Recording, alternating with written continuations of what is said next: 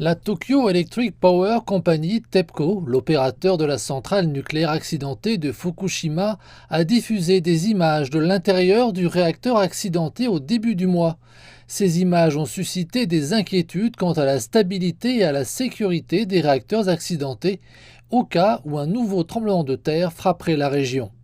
Les images montrent des barres d'acier exposées dans la principale structure de soutien, dont l'épais mur extérieur en béton a disparu.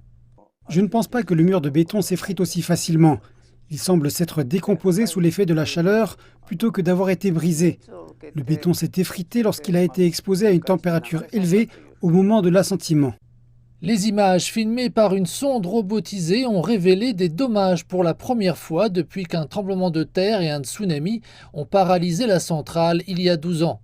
Elles ne couvrent que certaines parties de la structure, mais elles montrent les dégâts importants et les autorités supposent que les murs en béton du reste de la structure ont également subi des dommages similaires. Les experts demandent une analyse de la durabilité de la structure endommagée. Les barres d'acier du piédestal exposé sont le seul élément qui soutient les centaines de tonnes se trouvant au-dessus. Nous pouvons supposer que les barres d'acier renforcées continueront à se détériorer si elles sont immergées pendant une longue période. Cela peut affecter leur durabilité en cas de tremblement de terre.